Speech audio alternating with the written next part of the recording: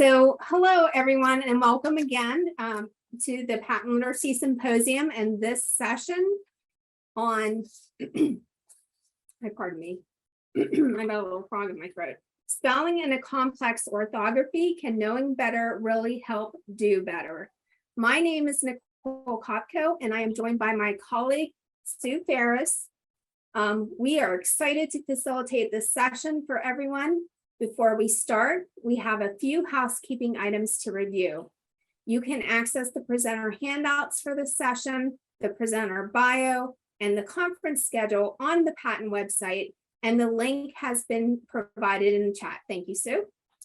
Just as a reminder, this session will be recorded and is 75 minutes in length, which includes a 15-minute Q&A period at the very end. To access closed captioning, please click on the icon, quote, CC live transcript, end quote. I see your message, Hannah. I'm getting to that. As this is a Zoom meeting, please remember to keep your video feature off and stay muted. We have automatically done that, so there won't be any distractions during the presentation. As you all know, if you've been in the other sessions, we would absolutely love for you to tweet out or share out on social media all that you're learning from the Literacy Symposium. The hashtag for this symposium is hashtag PatentLit2022. And again, Sue put that in the chat for you. And now, without further ado, we would like to introduce you to Lynn Stone. Lynn? Thank you so much, Nicole, and thank you, Patent, for allowing me to come here and speak to everybody about something very, very close to my heart, which is spelling, which is orthography, which is teaching spelling in a complex orthography. Why do I even talk about that? Well, you're going to find out, and we're going to be quite interactive here in this session. I'd love to hear from you all. I can see that Anita Archer is in the audience. No pressure there then. All right, so thanks everyone.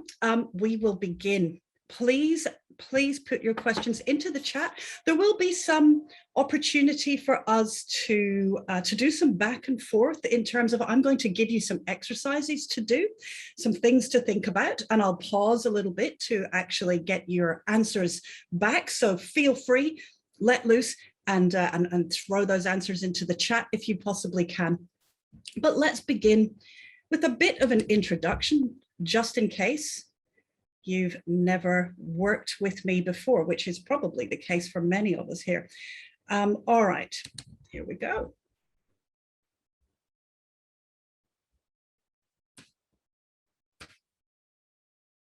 So what I've titled this talk is Spelling in a Complex Orthography, Can Knowing Better Really Help Do Better? After all, what we have here, and we'll go into the details of this, what we have here in English is a system, is a writing system that is not incredibly simple, right? I think we're all agreed that there are layers to it, and we're going to talk about those layers, and we're going to answer the question, is it really, really important as educators, first of all, to know what those layers are? And is it really important to teach children, or is it not? Is it nice to know or need to know? Before we do that, though, I think I'd better tell you who I am, just in case you're wondering who this lady with the strange accent is. I am a linguist in private practice. So that means that I've studied the structure of language at university. And then I was just really lucky. I find myself very, very fortunate. When I graduated with my little linguistics degree, I moved to Australia, because I'm actually Scottish, but I moved to Australia. And my first job was actually working at Lindemood Bell Learning Processes. And I know that lots of you have heard of Lindemood. And in fact, some of you may be trained in the Lindemood LIPS program, or visualizing and verbalizing, or seeing stars. Anyway, I went to work with them when the Lindemood LIPS program was in its sort of final stages of development. So I was really lucky because, as you may or may not know, the Lindemood LIPS program talks about articulatory gestures and how that can, and it brings to sort of the conscious level in students, how that can help to enhance phonological awareness, how it can help to enhance being able to read and spell. So they had this huge program about that, and I was taught that, which was really good, because that my teaching just sort of mapped on. Excuse me, my teaching just mapped on my linguistics degree mapped onto that, and I was able immediately to apply that to working with students with developmental disorders of language and literacy. So those were the children and the adults that came into the Lindemood Clinic. I was able to apply it, and I was really, really lucky. And that's great. And my colleagues, and sorry, after Lindemood Bell, I went to work in a speech pathology clinic, and of course it was more of the same. I learned Spalding there, you know, so just filling up the toolkit with all sorts of useful things. I learned the writing road to reading there, and again, my colleagues and I, during that whole time, even when I was a novice to this, we had this idea that we could teach children to read. It was something that it was kind of guaranteed. It was like a no-brainer. Yes, they come here, they find it difficult to read. That's all right. We've got the tools. We can help them, and we did. We never even thought about it. But a couple of gaps appeared, and I like looking for patterns. And so what patterns reveal are also gaps. And one of the gaps that kept appearing with the training that I had, and with me trying to apply what I knew about the structure of language, there were gaps in our approach to writing. There were gaps in our approach to spelling. A lot of the work that we did was to do with hearing a sound and then putting it on a piece of paper. And that was really, really good for novices. But I kept getting asked, well, why is it spelt this way? And how do I remember it? And I remember thinking, I'm not sure I've got all the tools necessary. And so that forced me to think about, well, what tools are needed? And that was one thing that forced me to write books and programs, because the answer to this slide is why I write books and programs. But the other thing was that what I started to realize when the books and the programs and the training started to take hold, I would encounter teachers who were taught other things, who had been told other things about how literacy takes place. And they'd been given other tools, different tools to the ones that we were using. And I suddenly realized that the children that we were seeing weren't just students with developmental disorders of language and literacy. They were also students that hadn't had sufficient, explicit, high quality literacy instruction to achieve reading and writing fluency. It was those students that I started to think, well, something's a bit weird here. And as you can see, what I've got there is a canary. And the analogy that I use is that we're all in the coal mine as educators, but the children with developmental disorders, the ones that really struggle very, very hard to acquire literacy, are the canaries in the coal mine. They're the ones that tell me what's going on, what the trends are in education, what's working and what's not working. And there's a lot that's working. There's a lot that's working really well. We've seen a very, very pleasant shift over to a much more research-informed, scientific way of imparting literacy to children. So that's great.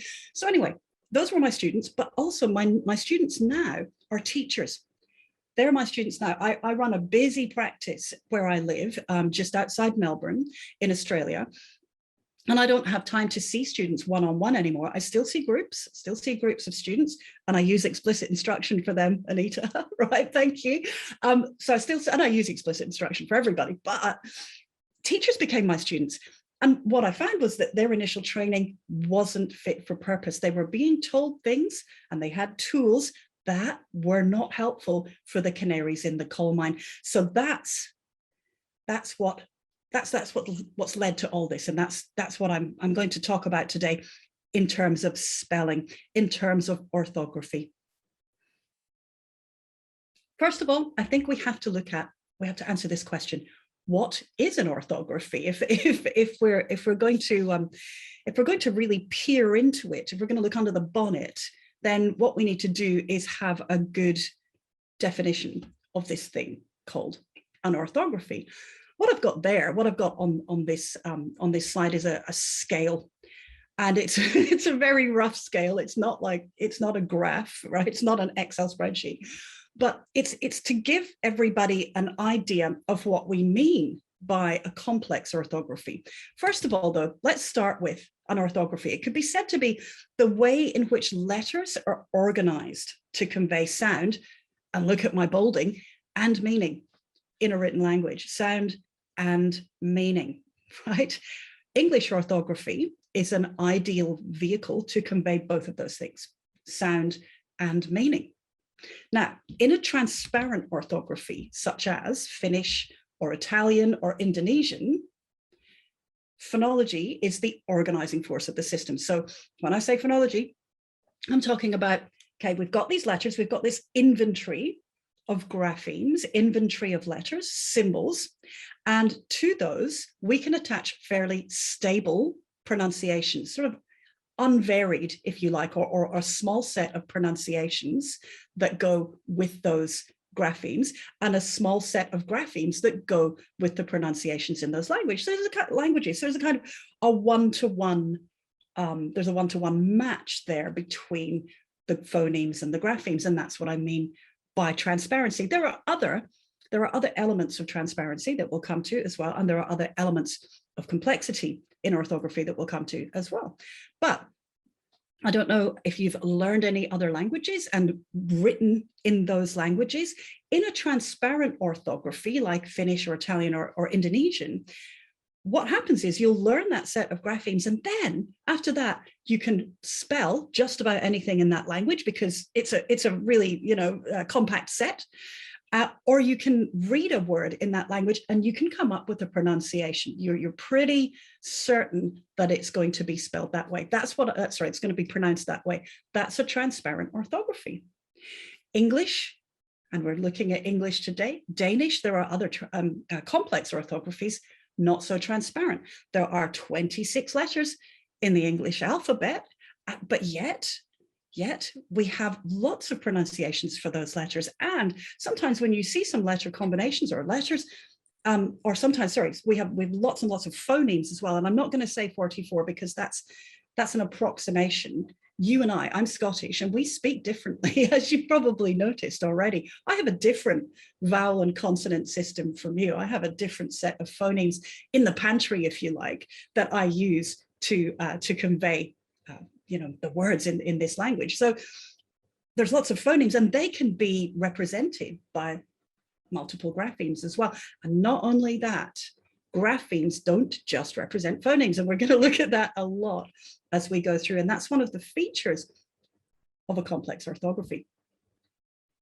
In a complex orthography, it's not just phonology.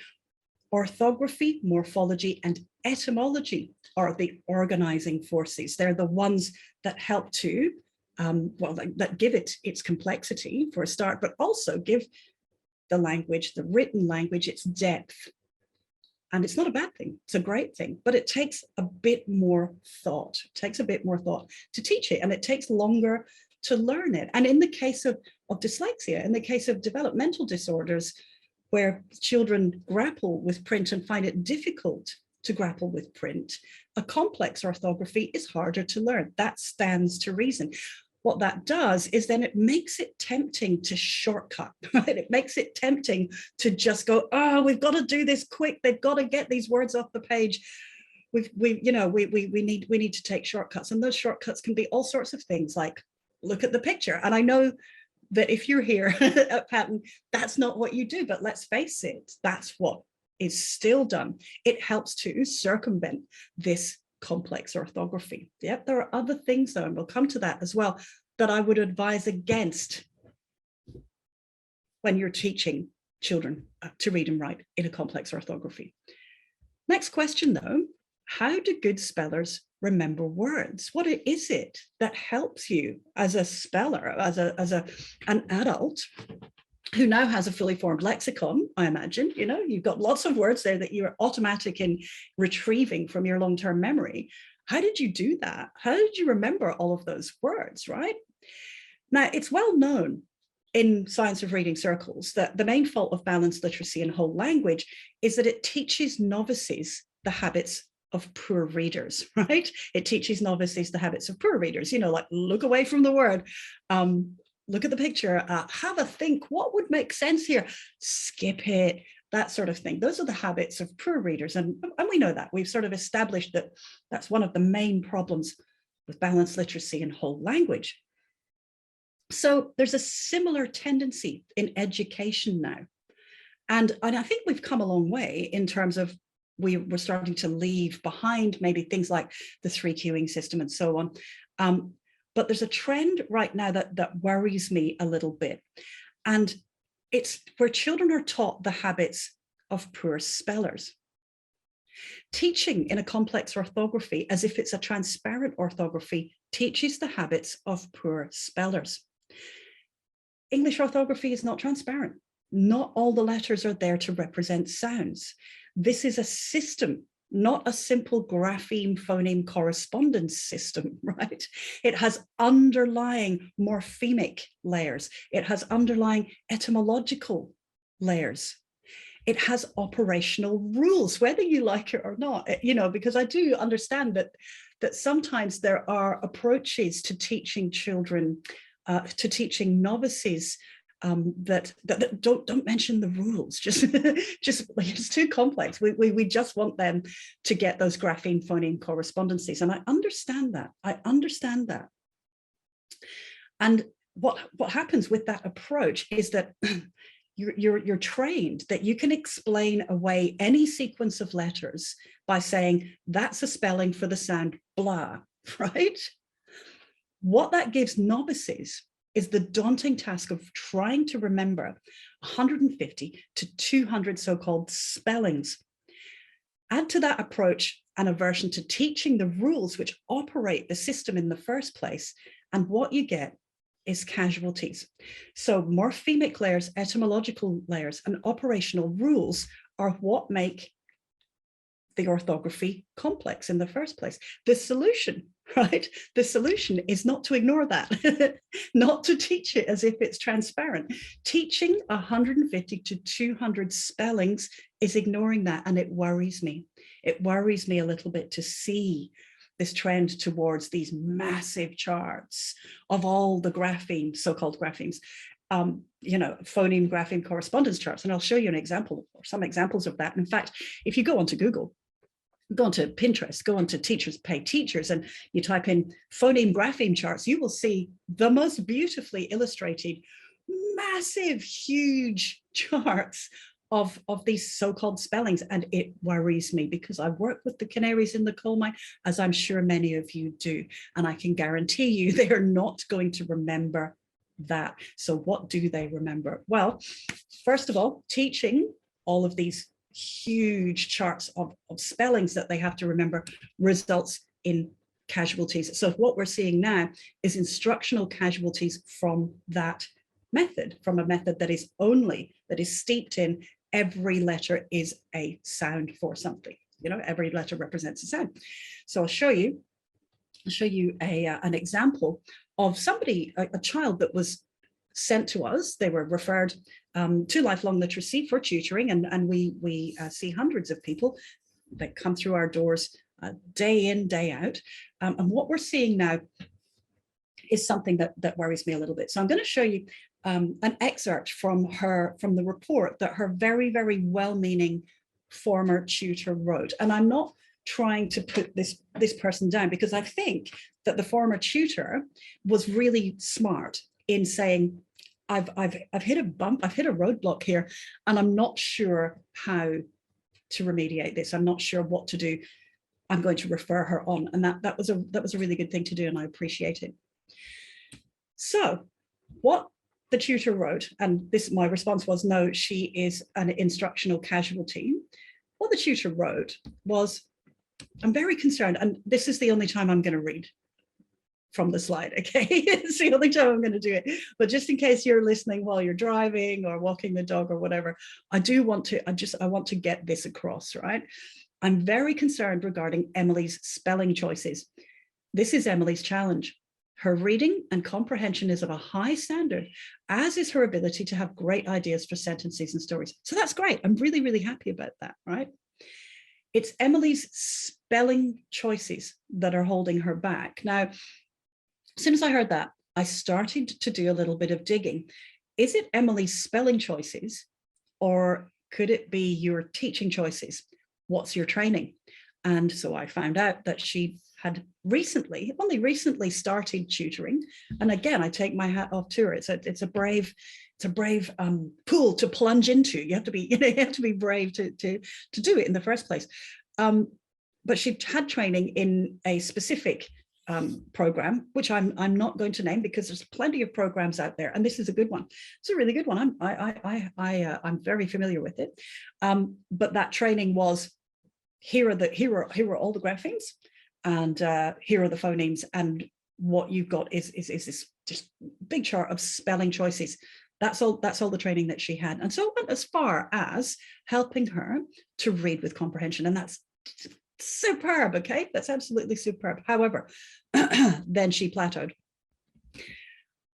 The tutor went on to say she was choosing the incorrect spelling combinations almost all the time. We will revise a sound and do all of the usual activities and revision, but she seemed to spell with the wrong letter choice. So SKRAP for scrap, SOK for sock, THING for think. The tutor goes on to say, I'm wondering if Emily needs more time to complete her writing and spelling. I imagine Emily does need more time. That's a good insight for sure. That's really good. But it's the next bit that I found difficult, that I found that I needed to step in and try to change things a little bit here. I'm wondering if she needs more time to complete her writing and spelling, and emphasize listening to each word and the sounds in each word prior to writing them. Now, that's a big red flag for me, because yes, of course, you want to sound words out, and at first, when you've got basic grapheme phoneme correspondences happening, that's kind of the only tool in your toolbox, right? It's absolutely fine. But how? How will emphasize listening to each word and the sounds in each word prior to writing them help her with homophones? You know, like there, and there, or you're and you're. And let's face it, there are many adults in this world that can't differentiate them because the sounds are the same in those words. So what do? How will listening to each word and the sounds in each word prior to writing them help her with schwa, right? Where in speech, we use this mid-central vowel schwa, this sound, and that can be replaced with just about with every vowel, with any vowel, with lots of different spelling patterns, right? So how's that going to help her? How is that going to help her with syllable elision, for instance? You know, when we miss out syllables, you know, like Wednesday, right? How's that going to help her? We have tons of words where we're in speech, we're not pronouncing all of the phonemes that the graphemes look like they're representing. How's it going to help her? She's an instructional casualty.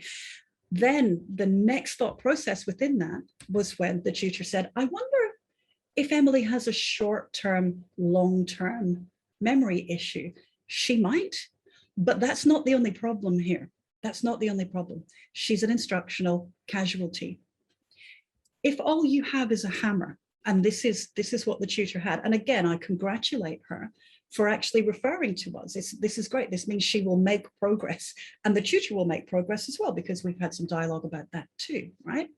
But if all you have is a hammer, everything looks like a nail, and that tutor had this hammer that went, there are 44 phonemes and 180 graphemes. That's not really how the system works. Now, as you can see, I've made this bit blurry. So if you are squinting and going, well, what do they all say? I've done that on purpose. All right, I've done it on purpose because I don't actually want to present this. I don't want to be associated with a phoneme grapheme chart like that because of the Emilys in this world. This is a hammer to nail approach, right? It's a hammer to nail approach. I'll elaborate on that a little bit further. But as you can see, over 180 bits of code that this child, who may also have underlying working memory, processing speed, rapid automatized naming, difficulties, attention difficulties, so on, yeah. 180 graphemes this kid's got to remember and select, right? I can guarantee you it doesn't work. It's not working. It wasn't working for Emily, doesn't work. So we'll elaborate on that a tiny bit more. The system, the writing system in English actually consists of this. And what I've done, this is just, again, I write things and I draw pictures and put charts together to help me think about this stuff. So this is just my very rudimentary thinking on, okay, what does the system consist of? And what I've done is I've talked about maybe a scope and sequence, like a phonics scope and sequence, when you start one sound, one letter, and that's a good starting place, okay, in terms of cognitive load, in terms of going from simple to complex. When you're teaching a novice the workings of the writing system, that's actually a really good place to start. Your basic grapheme phoneme correspondences. So there's the hammer, right? If you're trained in letters to sounds only, then what you have is a hammer here, and it's not bad, is it? So that, you start there. Here's the letter B. The sound that it makes is B, and I'm going to say makes, and I'm going to say, so we can take that up later if you want me to change that, but I'm not going to, right? So I'm going to use those words.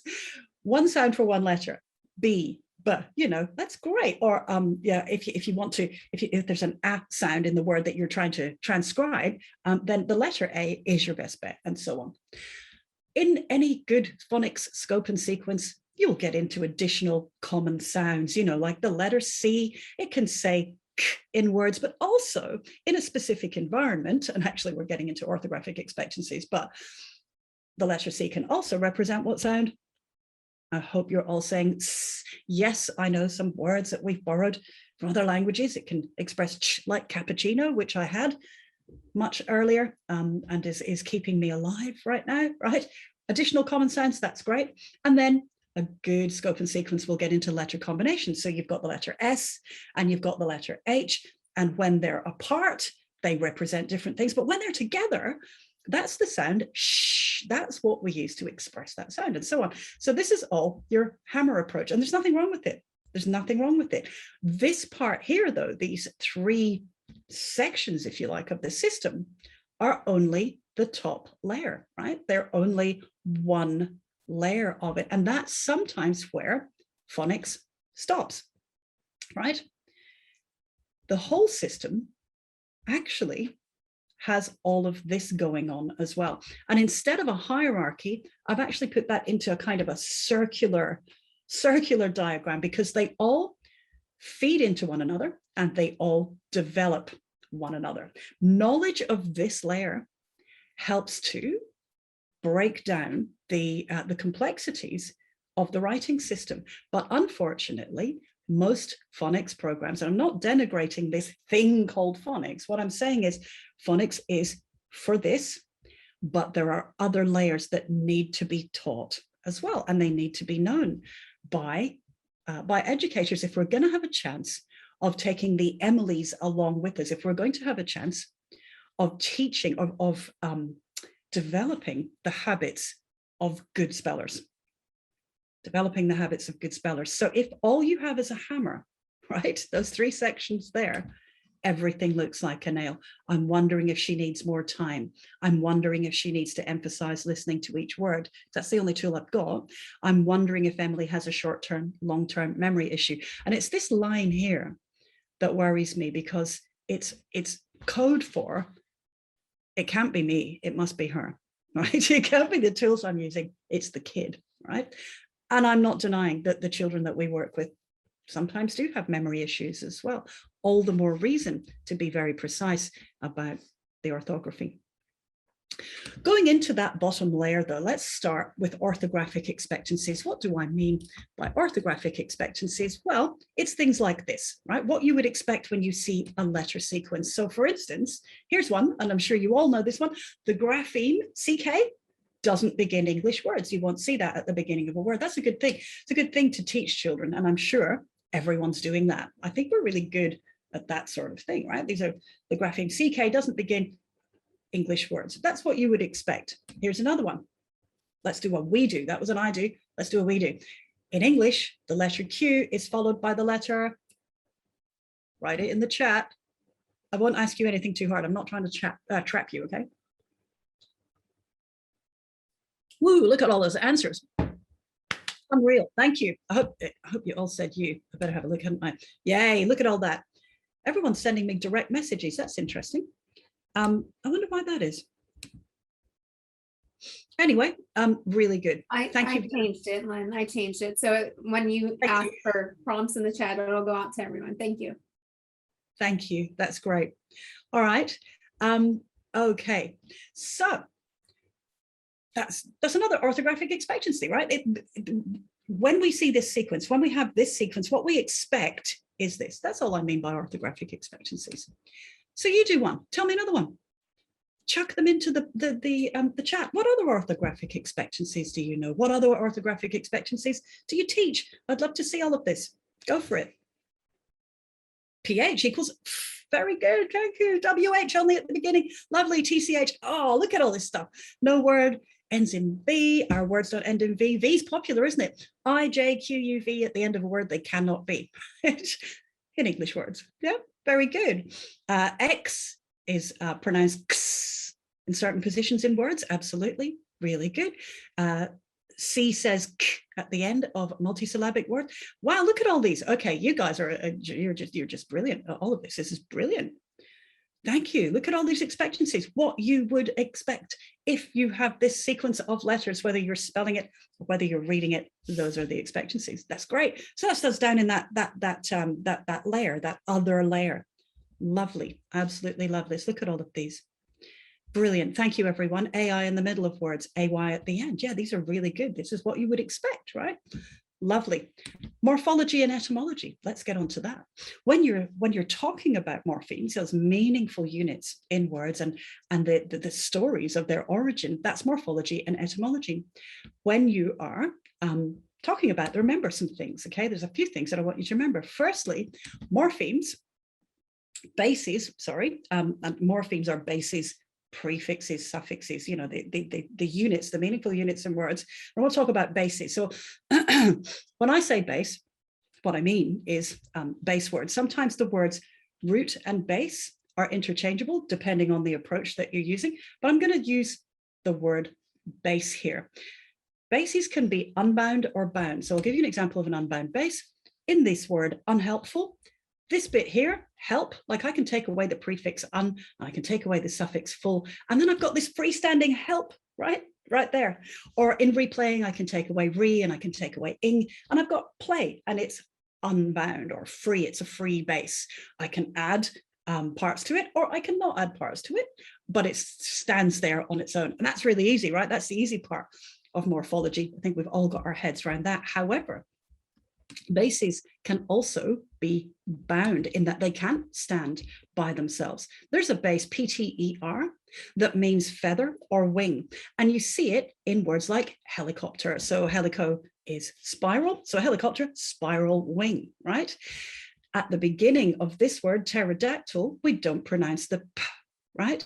But in lepidoptery, to do with butterflies, remember, feather, wing, we hear it again. So in helicopter and lepidoptery, we hear the p, but not in pterodactyl, pteranodon, and so on. Now, knowing that and being able to isolate that base and understand where it comes from and put it into a word family that contains that base is really memorable. So we're going to talk about mnemonics. We're going to talk about how do we remember how to spell words? Well, it's to do with mnemonics, and we'll come to that. That's a lot more memorable, productive, transferable, deeper into the writing system than saying PT is a spelling for the sound T, and I've seen it.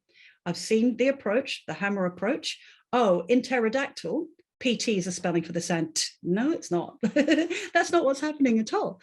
It's the base PTER, right? Similarly, mortgage, mortal, right? They've got that base, they've got that bound base, mort, meaning death. So a mortgage is something that it's a loan that you take out until the death of that loan, or if you happen to meet your, your mortal end, the bank can take that back. So it's a bit of a horrible word, really, mortgage, right? Mortgage and mortal, mort meaning death. I've seen grapheme charts that have this TG, right, in mortgage is a spelling for the sound G. No, it ain't. That's not what's happening at all. If you teach that, right, if you get sucked into saying, oh, I've got to somehow rationalize this sequence by saying it's a spelling for the sound blah, you're going to miss this layer. And the children that really benefit from that layer are going to miss out. That's what happens. So yeah, it's a fairly, it's a worrying trend, like I say. So how do good spellers learn to spell? Well, they use mnemonics. Mnemonics are techniques. They're ways of assisting retention and retrieval of information in long-term memory. I like to look at it as Velcro. You know, it's that sticky stuff that makes other parts stick. Good spellers use mnemonics. And I'm not just talking about, you know, how do you spell because? Well, Betty eats cake and Uncle Sammy's eggs, right? You know, that mnemonic for because. That's actually quite rare. Making an acronym like that is kind of, you know, it's kind of rare. And it's very unwieldy. You can't do that for all the words. That is way too much to think about. So I'm definitely not recommending that you do this for all words. Mnemonics are not just that. They're not just catchphrases. Mnemonics, if you look at the base in mnemonics, we've got M-N-E, and that you can also see that in amnesia is to do with memory. So mnemonics are to do with assisting memory in whatever way you can. Now, as a novice, even in a complex orthography, it's a really good idea to use sound symbol correspondences to help you to remember how to pronounce and write words. Okay, that's really good. Again, that top layer. However, once the alphabet is taken care of, so you know these are the common sounds associated with these graphemes, and we're going to combine them, and these are the common sounds associated with them. Once that's happened, it doesn't take that long in a good explicit system, then you have to look at orthography. You have to bring that in as quickly as possible. There's orthographic expectancies. You have to bring in morphemes. You have to bring in, and orthography, morphology, and etymology are, you know, this triumvirate, like the three musketeers of the underlying system.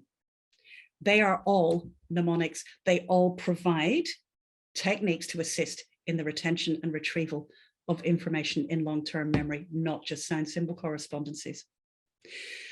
So how do we go about this? Well, I want you to do an exercise. I'm going to take the following words and scribble on a piece of paper, or you can even put these into the chat as well. Break these words, appetite, repeat, and symptom, into their morphemes using that table. So what's the prefix, what's the base, what's the suffix in appetite, repeat, and symptom, if there are any, right? There's definitely a base. There's going to be a base in all words. Go for it.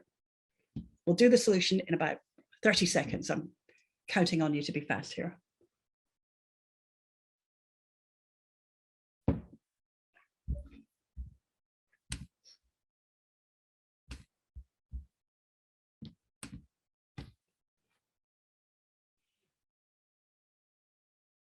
Good. Can see some lovely solutions. Fabulous. Yep. So I'll do, oh, sorry, we need to do appetite first. That's lovely, Carol. What about appetite though? What is the prefix in appetite?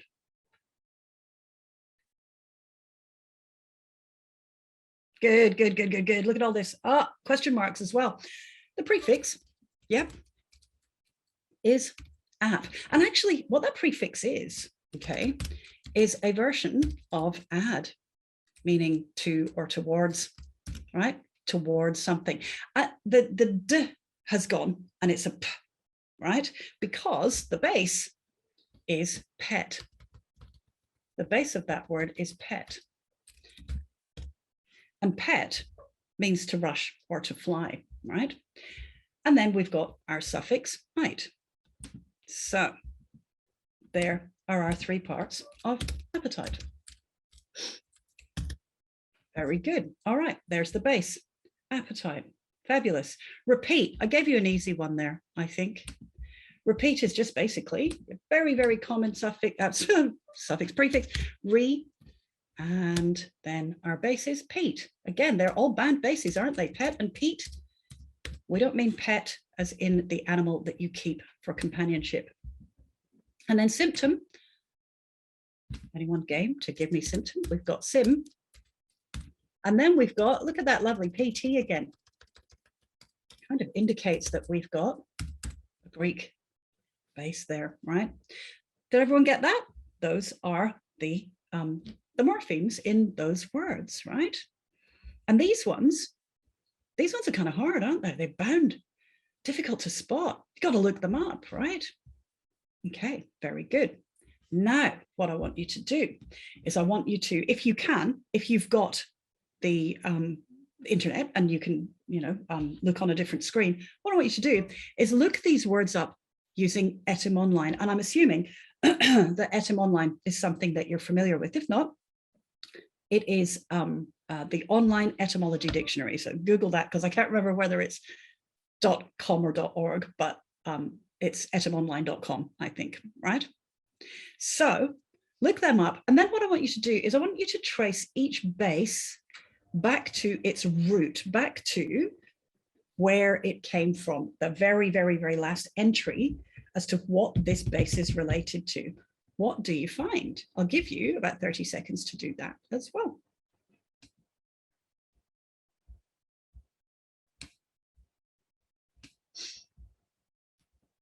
What is the root? What did you find?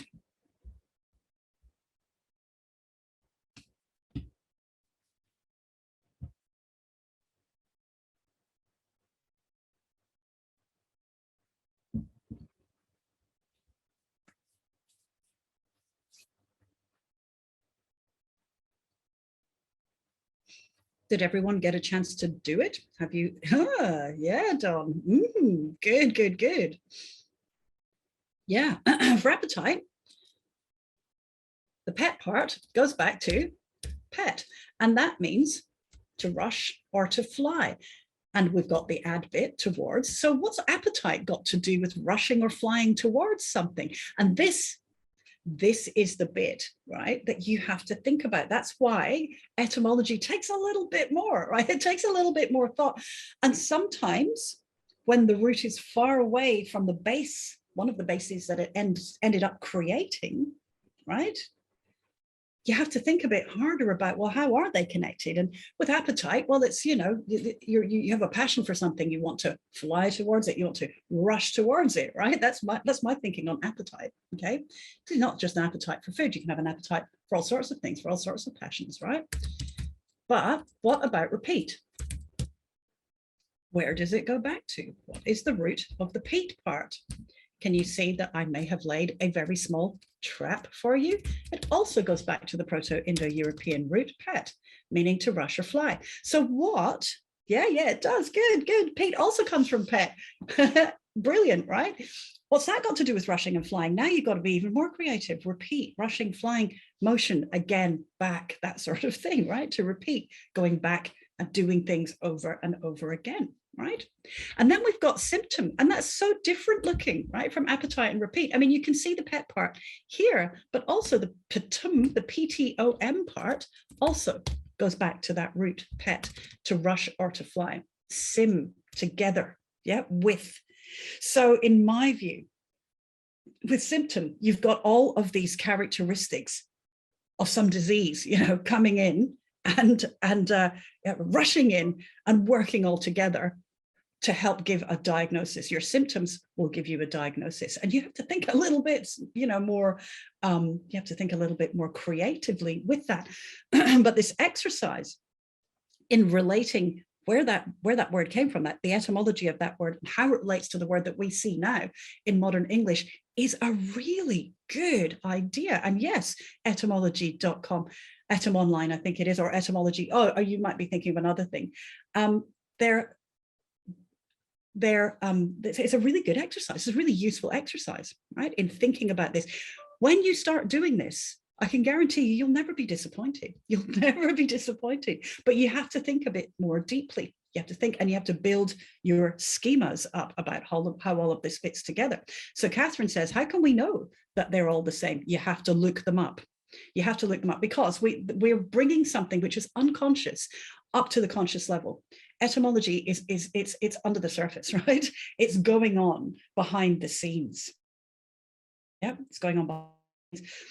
Catherine says, I looked them up and didn't find that. That's why I recommend going to Etym Online, because what it will do in as many cases as possible is trace words where we can trace them right back to the Proto-Indo-European root or another root. That doesn't have to just be Proto-Indo-European.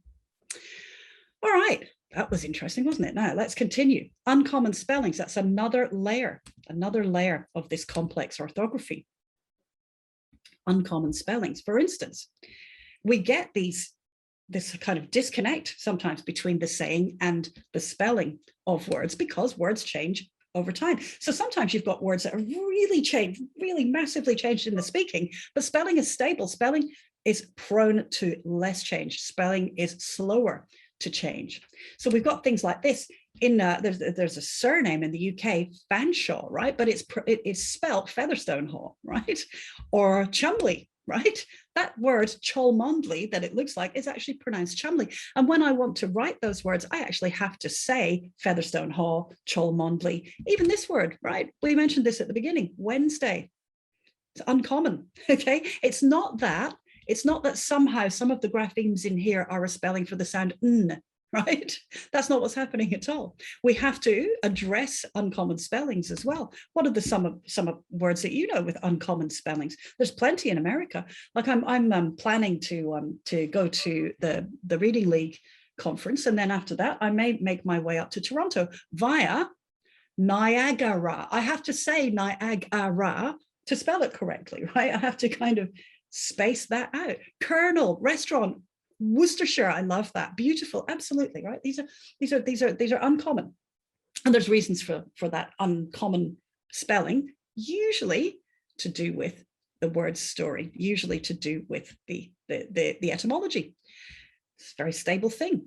Very good. February, absolutely. Library, look at all of those. How is saying the sounds in the word as you speak it going to help? It's not, you have to know other things about it.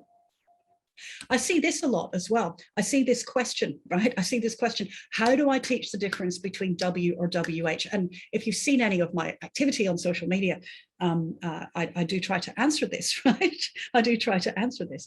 W or WH, how do I teach the difference? Sometimes, again, in a hammer approach, I see this, these sorts of answers. It's a little puff of air. So you've got woo and yep, and the supposedly in speech is a puff of air. It's not really true. Or I say it like this. These are not helpful answers. These are hammer answers, right? Or get a tissue and show the difference, you know, like, which is great, right? But actually that's not really what we do in speech. Or what the majority of people do when they're speaking. Sometimes I see answers like this. When it's said correctly, it's like this, right? Okay, when it's said correctly. Now, if you hear someone saying that, talking about, oh, well, you know, the lazy pronunciation would be this and the correct pronunciation would be that. The question I want you to ask is, well, who gets the label correct, right? How come some ways to say a word are correct and others aren't? Who is this population that is correct? I understand that there are standard dialects, right? That you can talk about standard American, standard British English, standard Australian or whatever. That doesn't mean correct. That's not what linguists mean when they say correct, right? Oh, sorry, when they say standard, okay? Don't get sucked into this. When people say, when it's said correctly, it's like this, that's actually not happening at all. What's actually happening in words like this is that we've got this thing called a merger, and a merger is the loss or an absence of a phonological distinction. In lots of accents now, there is no difference between the pronunciation of W at the beginning of words and WH at the beginning of words. It's like the cot-cot merger, right? In some accents, these are homophones, cot, cot, that's me, I say that. There are other people though that will say cot, caught, okay? So some have gone through the merger and some haven't, right? This is a good one. How do you say that word? How do you say this word? How do you say this word, right? How do you say them? I hope you're saying them out loud. Did you know, right? In Australia, they're homophones. Australians go like this. They go paw, paw, paw. Weird, huh? So all of those spellings, if you like, have merged. That's a merger, right? So they're actually three completely different words for me. Poor, paw, poor. Yeah, and probably for many Americans as well. For me, they're homophones. So the pronunciation can only get you this far. It's the same with which and which. Because I'm Scottish, I go, I don't have that merger. So it's easier for me to spell WH words because I'm actually in my speech. Most of the time, I do have that distinction, but that I'm not in the majority. I'm not in the majority. Yep. So things like whether and whether, right? They're not homophones for me, but in many accents they are. And it's got nothing to do with being right or wrong, being correct or incorrect. Yeah. What, and so on. So I made this. I came up with a bit of an infographic because I was sick of answering the question all the time of WH. You can fit WH words into 3 basic categories, okay? And again, I made this in about 10 minutes, so it's not an exhaustive list. It's just a way to help others think about it. You've got your air and motion words, you know, like whinny and wheeze, whoop, whistle, and so on. You've got your question words, and I know somebody mentioned question words in there. And then Old English words, yeah, dwarf, wheat, whig, while, and so on. They are, they're WH words as well. They're WH words as well. So, you know, that's a better way to look at it. What are the words? Why are they like that? Why have we got this, even though we don't pronounce it differently, there's a distinction in the orthography. It's one of the factors in a complex orthography. Another factor is homophones. So again, cast your mind back to Emily, cast your mind back to her and her tutor going, I don't know how to teach this because she's not making the right spelling choices. What I need her to do is sound out all of these words, right? That's not going to help her with homophones. So the homophone principle goes something like this. Words that sound the same will be spelt differently if possible. Now I've got a picture of a hyena and a koala, right? Hyenas look like dogs. They're not. They're more cat-like in terms of the species that they are, okay? Just because they look like dogs doesn't mean they are dogs. Just because the words look the same doesn't mean they are the same, right? Same with the koala. They are not bears, right? They look like bears, but they're not bears. They're not a member of the bear family at all. They're actually more related to wombats, which is another story altogether that we won't go into today. But just because it looks like it doesn't mean it is it. It's the same with the homophone principle. It's one of the factors in a complex orthography that we've got homophones. We've got, when they sound the same, the orthography is going to distinguish them. Yep, not the phonology, the orthography. It happens a lot in things like words like your. Yep, so this smug guy, you see this in arguments on the internet when people have kind of exhausted all of their lines of reasoning. Somebody will misspell the word your, right? And then it's, you know, all hell breaks loose, okay? Where does this confusion originate? Where does this confusion originate? Well, in well-meaning questions such as, how do you segment the word your? The answer is, well, that's going to vary, okay? But if you go with a phonology-heavy, orthography-light approach, what's going to happen is that children like Emily will grow into adults that cannot distinguish those words in the orthography, and then we get the your thing. In my view, and again, off the top of my head, there are about 7 ways that you can pronounce your, right? So the question, what are the phonemes in this word, kind of depends, right? So in a Scots accent, your kilt wins, or oh, gone yoursel, or you hit me with your best shot, or your, you know, the butler, your carriage awaits. Look at all the different ways you can say this word. Your, in the southeast of England, yep, southwest of England, they have rhotic accents. They pronounce R after vowels, and they'll say things like, "It's this your dog, your dog." Sorry, your dog. Yeah, like ya mama, right? Okay, lots of people say it that way. It's or you in the north of England, a lot of people will have the accent where they'll go you a turn, that sort of thing, right? That's 7 that came. That you can, 7 ways that you can pronounce that word. It's not the pronunciation that's important, right? What we need to start with is the base form. You've got the pronoun you, and the possessive form helps us to think about how the word your is formed in the first place. So we're adding a suffix R, like the suffix R in our and her and so on. These are related words, yeah? So that's how you construct your. You don't listen for the sounds. It's Y-O-U, you with an R on the end that gives us the possessive form, right? A related word is there. And look at those homophones, right? They're really hard, okay, to differentiate if you're going from a hammer perspective. What are the sounds? What are the sounds, right? So if you teach it this way, you've looked at 5 words and you can teach those together based on their structure just for this form alone. Then if you take the other one, the contracted form, yeah, the pronoun and the verb, you've got you and are, so you can teach it that way. The apostrophe shows the missing letter in the contraction, you're. You would teach that in a completely different unit of time if you're going to give the Emilys of this world the best possible chance of remembering that, the mnemonics. This is the glue that sticks these spellings, these orthographic expectancies, these parts of the underlying system. This is the glue that sticks that in people's minds. So with that, you can also put related words like we're and there. In an approach like that, you've got now 3 words based on their structure and a lesson on apostrophes and a lesson on contractions. That's a beautiful approach, right? That's a beautiful approach. It's a better approach, and it's one that, you know, you got to ask yourself which approach has better transfer, the sounds, you know, the phonology or the orthography. We want to go phonology heavy, orthography light. It's going to be a problem to remember this, to remember spellings and so on. I also get asked the question, so, you know, I write books, and within those books, I sometimes put lists of words that will demonstrate a certain point that's being taught. And I get questions that go, so how do you teach that word list? And I'm like, well, or can you give me a word list that's going to have all of those examples? And I often say the best word list is a book, right? When you're actually studying words, a really good word list is to look at the text, the knowledge building text, hopefully, that you're doing with your students. So how do I teach the words in the spelling drills that, you know, that are in your books? Well, I say, well, you don't. Then they say, how do you know what words to teach? And I said, well, beyond a certain point, don't teach word lists, teach this, that there's a structure, right? And how to spot that structure, and that words exist in networks. They don't sit by themselves. They don't sit alone. And how do you spot those networks?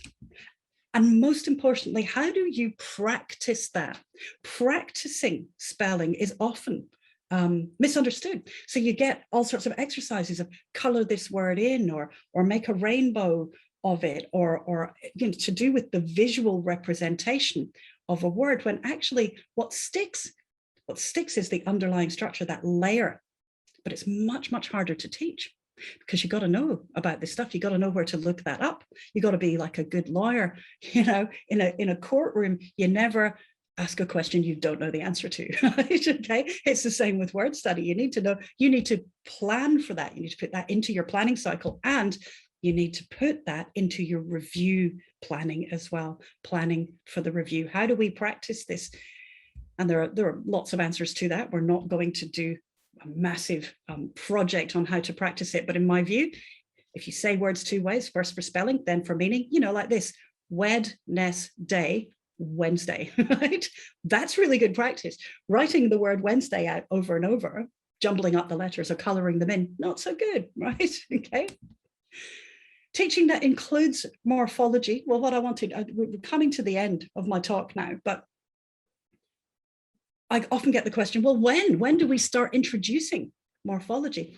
And my view is there are 3 conditions when students are ready for affixes. 3 conditions in your scope and sequence: when students can reliably form, transcribe, and read the letters E, R, N, and U, amongst others. I'm not saying you should introduce those first. What I'm saying is within your scope and sequence, when they can do that, and I mean form, I mean that they need to write these letters. Writing completes that loop, right? It completes that loop of learning, if you like, of sticking, of orthographic learning. So they've got to be able to do at least that, right?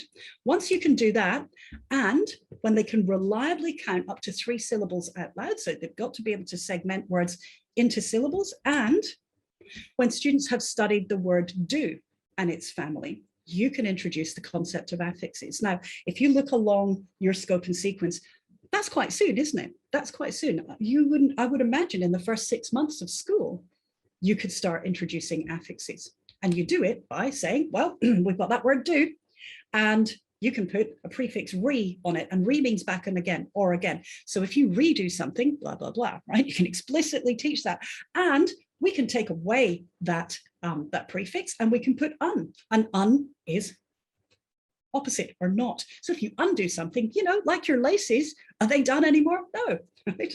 There you go. That's how easy it is to introduce affixes. And I'm not just talking about, I know that there are some scopes and sequences that will have introduced the plural suffix or the ed suffix, and that's great, but you can also do it with prefixes as soon as you've met those three conditions. Easy. So to sum things up, there's two summary slides that I've got, and then we'll do some questions. If you're going to set students up for spelling success, first thing is have a system, right? Whatever your system is, decide upon it and stick with it, and try to make it so that your system goes over a number of years. You don't develop your lexicon in 1 year, right? In the first year of school, you don't, you develop it actually throughout your academic career. So the more coordinated the school is regarding what that system is, the better it's going to be for the Emilys of the world. Secondly, integrate reading and spelling from the start. Reading and spelling, reading and writing are not the flip side of each other. Spelling takes a lot more brain power. It takes a lot more skill. And if you integrate that from the start, you're going to get, again, the Emilys having a better chance. The other thing is don't leave acquisition to chance. So it comes back down to having a system, understanding the underlying system. So you've got hammer, hammer, hammer, and then you've got the rest of the system. It's a good idea to look into that system. And there are plenty of resources in this world for that, but it takes a lot of knowledge. In a complex orthography, knowledge is power. Now, what do I mean by knowledge? What do I mean? Well, first of all, knowledge at the sub-word level. Quality of teaching at the sub-word level means making sure of phonological and phonemic awareness. And I think that's a given. I think we're doing a really good job on that. But in a complex orthography, it also means awareness of graphemes and how they convey not just sound, but meaning. It means being aware of morphemes and their behavior and interaction with one another. And that's at the sub-word level. Also, though, knowledge at the word level means an absence of guessing. And again, we're pretty good on that now. And a focus on going all the way through the word when learning to read. In a complex orthography, it also benefits from studying words according to their morphological and etymological kinships. Sound is not the only part of that system. Quality at the orthographic level then means being, as teachers, familiar with the conventions of the writing system and using consistent, linguistically accurate language to impart that. It comes down to a continual decision. What questions need to be asked and answered here? And it's not just what are the sounds in that word. Quality at the morphemic level means making children aware of the meaningful units that comprise words and how they work together with the orthography to convey our thoughts. This takes work, and it takes practice, and it takes deep thought. And I dare say it takes some courage, right? And it takes some making mistakes at the beginning, right? But once you start, you will never be disappointed. Quality at the sentence level means allowing time and space through good modeling and practice, the development of the ability to generate excellent sentences and weave them together to form paragraphs and written text that build knowledge throughout every child's academic career. How much easier is it to be strategic in this way when the conventions of writing, such as spelling, are increasingly automatic? Ultimately, we are wordsmiths, and as educators, it's our very, very important, very wonderful, sometimes daunting, but never disappointing job to teach children to be wordsmiths too.